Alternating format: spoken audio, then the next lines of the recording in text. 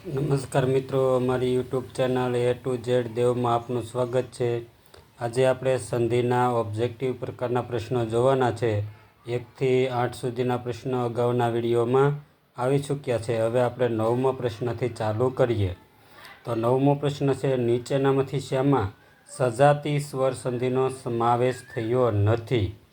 તેનો સાચો જવાબ છે અ પ્લસ એ, સજાતી નથી। રેડી મિત્રો। 10મો છે, અ વત્તા અ ઇક્વલ ટુ આ નિયમ કઈ સંધિને લાગુ પડે છે? તો એનો નિયમ છે, એનો જવાબ છે એ, સ્વર સંધિ। ઓકે, અ પ્લસ અ સ્વર છે એટલે।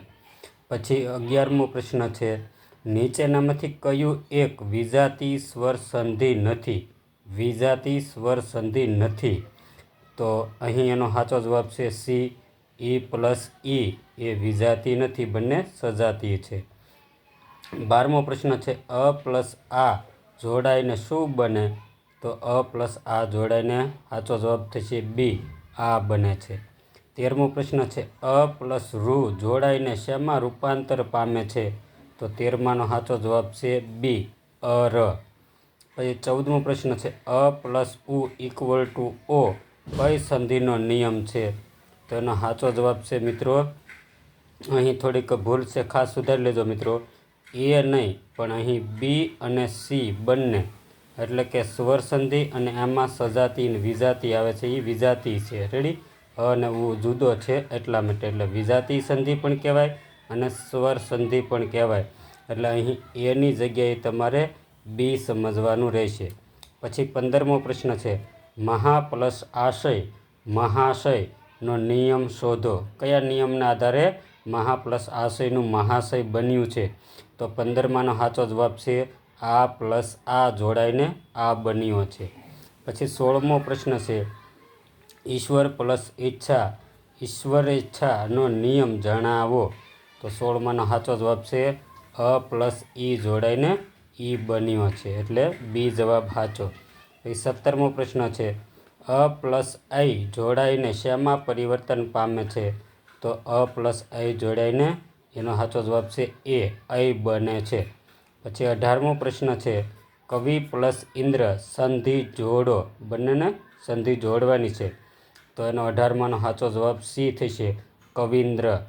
પછી 19મો પ્રશ્ન છે, સૂર્ય પ્લસ અસ્ત, તો અહીં એનો સંધિ જોડવાની છે આપણે, તો એનો થશે સી જવાબ સાચો, સૂર્યાસ્ત।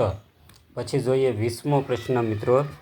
તો 20મો પ્રશ્ન એવો છે કે રજની પ્લસ ઈશા, તો એનો સાચો જવાબ થશે રજનીશ। 21મો છે, રમા પ્લસ ઈશ, તો એમાં સંધિ જોડો એટલે થઈ જશે એ, રમેશ। 22મો પ્રશ્ન, ગંગા પ્લસ ઉદક, એટલે એનો સાચો જવાબ છે બી, ગંગોદક। 23મો પ્રશ્ન છે, નવ પ્લસ ઉઢા, તો એનો સાચો જવાબ થશે સી, નવોઢા। પછી 24મો પ્રશ્ન છે, 1 પ્લસ 1, તો એનો સાચો જવાબ સી થશે, એક્ય। પછી 25મો છે, મહા પ્લસ ઋષિ, તો અહીં 25માનો સાચો જવાબ થશે સી, મહર્ષિ। પછી 26મો પ્રશ્ન છે, 1 પ્લસ ઔષધિ, તો એનો સાચો જવાબ ડી થશે, વનૌષધિ। પછી 27મો પ્રશ્ન છે મિત્રો, માનવ પ્લસ ઈશ, તો એનો સાચો વિકલ્પ છે સી, માનવેશ। પછી 28મો પ્રશ્ન છે, માનવેન્દ્રની સંધિ છૂટી પાડો, તો માનવેન્દ્રની સંધિ છૂટું પાડો એટલે સાચો જવાબ થશે સી, માનવ પ્લસ ઇન્દ્ર। પછી 29મો પ્રશ્ન છે, સિંધુર્મી, તો અહીં મિત્રો રેફનો છે એ પ્રિન્ટિંગ મિસ્ટેક છે, એટલે માથે રેફ સમજવાનો છે તમારે, તો એની સંધિ તમે છૂટી પાડો તો સાચો જવાબ સી થશે, સિંધુ પ્લસ ઉર્મી। પછી 30મો પ્રશ્ન છે, ભાષાંતર, તો ભાષાંતરની સંધિ છૂટી પાડશો એટલે સી વિકલ્પ સાચો થશે, ભાષા પ્લસ અંતર। પછીનો આપણે જોઈએ 31મો પ્રશ્ન મિત્રો। તો 31મો પ્રશ્ન છે, સૂર્યાસ્તની સંધિ આપણે છૂટી પાડવાની છે, તો એનો સાચો જવાબ થશે ડી, સૂર્ય પ્લસ અસ્ત।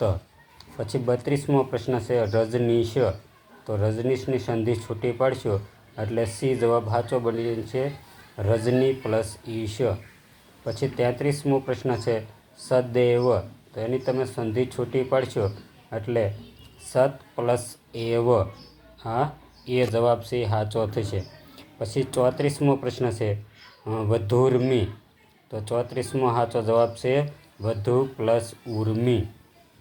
પછી 35મો પ્રશ્ન છે પરીક્ષા, તો પરી વત્તા ઈક્ષા, ડી જવાબ છે સાચો થશે.